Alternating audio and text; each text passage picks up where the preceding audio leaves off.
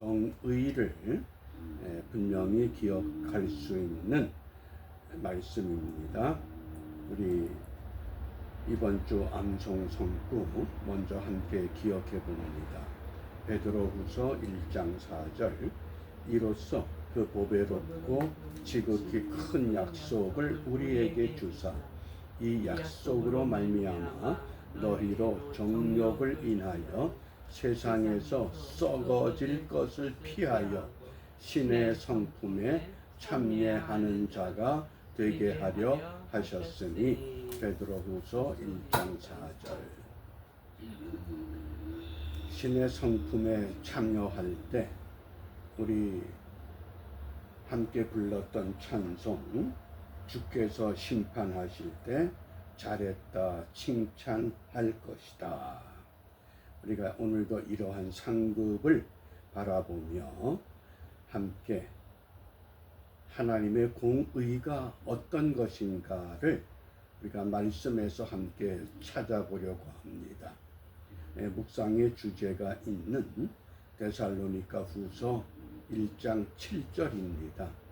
환난받는 너희에게는 우리와 함께 안식으로 갚으시는 것이 하나님의 공의시니 주 예수께서 저의 능력의 천사들과 함께 하늘로부터 불꽃 중에 나타나실 때에 우리 공의와 정의, 공의라고 하는 것은 한마디로 말하면 공적인 정의, 사회 전반에 걸쳐서 하나님의 의를 따라가는 것, 그것이 공의라고 하겠습니다.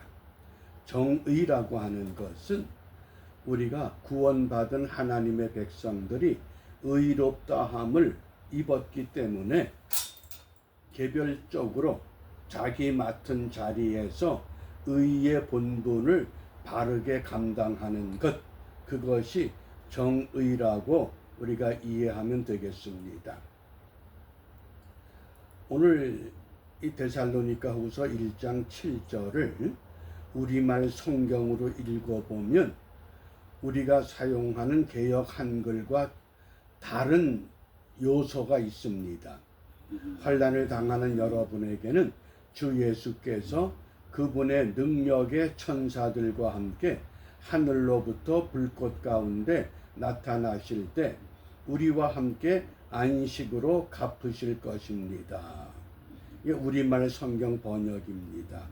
그런데 우리가 사용하는 개역 한글에는 헬라어 성경에 없는 하나님의 공의라고 하는 번역이 첨가되어 있습니다. 원래는 하나님의 공의라고 하는 이 용어가 헬라어 원본에는 없습니다. 그러면 하나님의 공의를 어떻게 헬라어 성경에서 말씀하느냐? 1장 5절에서는 하나님의 공의로운 심판, 이렇게 번역이 됩니다. 5절에 하나님의 공의로운 심판이 있습니다. 그리고 6절에 하나님은 공의를 베푸신다. 그러니까 하나님의 공의가 5절과 6절에는 그 의미가 담겨져 있는데 우리 개역 한글 성경에는 6절에서 하나님의 공의를 베푼다고 하는 이것이 6절에는 없습니다. 그 없는 것을 7절로 도입을 한 겁니다. 문맥의 이해를 돕기 위해서. 그러면 이 어떤 의미를 말씀하느냐?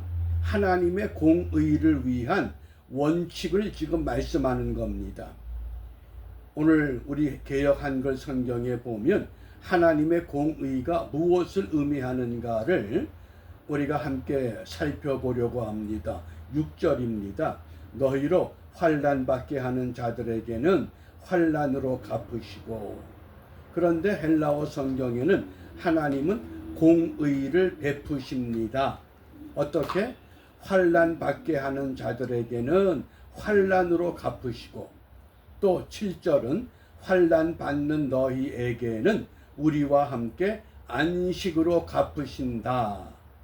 그것이 헬라어 원문 성경이지만은 우리가 사용하는 이 개역 한글에 6절에 하나님의 공의가 7절로 넘어와 있습니다. 문맥의 이해를 돕는 겁니다. 그러니까 하나님의 공의는 뭐냐? 환난을 받게 한 자들, 남에게 환난을 받게 하거나 환난을 영향을 끼친 사람들은 환난으로 갚아주신다. 또 그 대신에 환난 받는 우리에게는 안식으로 갚아주신다. 그리고 8절에 보면 하나님을 모르는 자들과 우리 주 예수의 복음을 복종치 않는 자들에게 형벌을 주신다. 그러니까 6절, 7절, 8절 내용을 종합하면 하나님의 공의는 바르게 판단하신다. 바르게 판결하신다. 바르게 심판하신다. 그런 뜻입니다. 누가 나에게 환난을 받게 했습니다. 억울합니다. 그런데 분명히 마지막 때에 하나님이 환난으로 갚아주시겠다고 하는 것, 그것이 하나님의 공의입니다. 또 환난을 받았기 때문에 세상에서는 성령님의 위로를 받고 지냈지만은 마지막에는 하나님의 안식으로 우리를 갚아주시겠다. 그러나 하나님을 모르고 예수의 복음에 순종하지 않는 자들, 그들에게는 형벌을 주신다. 그러니까 한마디로 말하면 하나님의 공의라고 하는 것, 데살로니가 후서 1장에서는 마지막 재림의 때에 심판의 때가 되면 하나님의 공의라고 하는 것은 세상이 공의롭지 못했던 것을 공의롭게 판단해 주신다. 그런 뜻입니다. 세상의 판단이 진리를 어긋나는 경우가 종종 있습니다. 오늘의 시대는 더 그러합니다. 그 좋은 예가 그 유명한 화가 천경자 씨가 미인도라고 하는 그림을 그렸는데 그 그림을 그러니까 국립현대미술관에서 그 그림을 소장하고 있었습니다. 한 번은 천경자 씨가 그 그림을 보고서는 이건 내가 그린 그림이 아니다. 작가가 내가 그린 그림이 아니라고 하면서 그 이유를 3가지를 들었습니다. 이 화가가 붓질을 하는데 붓질이 내 스타일이 아니다. 두 번째는 제작 연도를 표기하는 방식이 내 스타일이 아니다.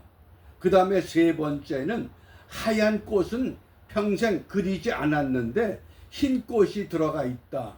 그런데 국립현대미술관에서는 이게 진품이라고 주장을 해서 이것이 세상의 법정으로 진품이냐 가품이냐 판결 의뢰가 됐습니다. 그런데 세상 법정에서 진품이라고 판결을 내린 겁니다. 그럼 왜 그랬느냐? 이 그림을 소유했던 사람이 박정희 대통령을 저격했던 김재규 정보부장이 가지고 있던 그림이었기 때문에 그런 권력가가 이런 가짜 그림을 가지고 있었겠느냐?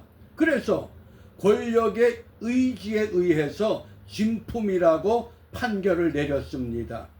그러자 이 천경자 화백이 예술원 회원 자격을 반납하고 큰딸이 살고 있던 미국으로 가버렸습니다.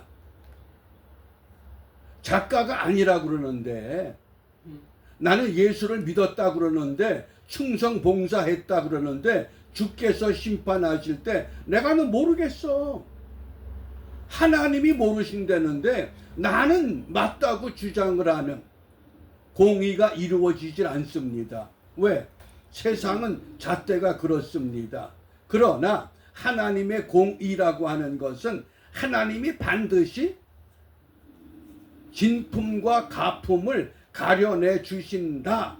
그것이 공의입니다. 때로는 세상이 그것을 인정하지 않을 수 있다고 하는 겁니다. 그렇기 때문에 과연 우리가 믿음의 길을 가고 있을 때 믿음 때문에 어떤 환난, 어떤 고통, 어떤 어려움을 경험한다 그러면 그것 때문에 우리가 연연하지 말고 공의로운 하나님께서 반드시 공의롭게 판단해 주실 것을 믿고 확신하고 우리는 믿음으로 기다려야 합니다. 그것이 신의 성품에 참여하는 귀한 자세라고 하겠습니다. 그렇기 때문에 믿음의 덕을, 덕의 지식을, 지식의 절제를, 절제의 인내를, 인내의 경건을, 경건의 형제 우애를, 형제 우애의 사랑을 공급하라. 하나님이 우리에게 어떤 사랑을 공급하셨습니까? 요한복음 3장 17절 18절 우리 다 같이 함께 읽습니다. 하나님이 그 아들을 세상에 보내신 것은 세상을 심판하려 하심이 아니요 저로 말미암아 세상이 구원을 받게 하려 하심이라. 저를 믿는 자는 심판을 받지 아니하는 것이요 믿지 아니하는 자는 하나님의 독생자의 이름을 믿지 아니함으로 벌써 심판을 받은 것이니라. 아멘. 예수 그리스도를 믿으면 심판주로 오시는 마지막 그날에 우리 재림의 주님께서, 심판의 주님께서 세상에서 어긋났던 모든 판결, 모든 잘못된 판단 어떻게 하신다? 공의롭게 판단하신다. 그게 공의입니다. 그 정의는 뭐냐? 공의를 위해서 나를 구원해 주신, 나를 의롭다고 하신 그 하나님의 뜻에 따라 순종하며 살아가는 것, 그게 정의라고 우리가 이해하시면 되겠습니다. 그래서 정의라고 하는 것은 헬라 철학에서 플라톤은 이렇게 정의했습니다. 자기의 본분을 바르게 감당하는 것, 그게 정의입니다. 농부는 농부의 정의가 있고, 법관은 법관의 정의가 있고, 군인은 군인의 정의가 있습니다. 그리스도인들은 그리스도인의 정의가 있다고 하는 교훈입니다. 그러므로 이 아침에 우리가 무엇을 기도해야 되느냐? 오늘 데살로니가 후서 1장 10절 새 번역 성경으로 읽어보면 그날에 주님께서 오시면, 그날에 주님께서 오시면 자기 성도들에게서 영광을 받으시고 나를 통해서 재림의 주님, 심판의 주님이 영광을 받으실 만한 공의와 정의의 길을 내가 가고 있는가? 또 모든 믿는 사람에게서 찬사를 받으실 것입니다. 어떻습니까? 오늘의 교회와 성도들의 신앙의 삶의 모습이 정말 다시 오실 주님 앞에 영광을 돌려보낼 수 있는 공의와 정의의 길을 선택하고 있는가? 아니면 어긋난 길에 가면서 천경자 화백이 내 그림이 아니다라고 하는데도 권력 때문에, 재물 때문에, 명예 때문에, 지위 때문에 이것이 맞다고 주장하는 어거지는 우리에게 없는가? 그러므로 우리가 이 아침에 무엇을 기도하느냐? 선지자 아모스가 외쳤습니다. 공의를 물같이, 정의를 하수같이 흐르게 하소서. 너무 지금 어지러운 세상이 되고 말았습니다. 정말 이 땅에 하나님의 공의와 하나님의 정의가 물같이 하수같이 흘러 넘치는, 그러기 위해서는 진리가 다스리는 세상이 회복되어야 합니다. 누굴 통해서?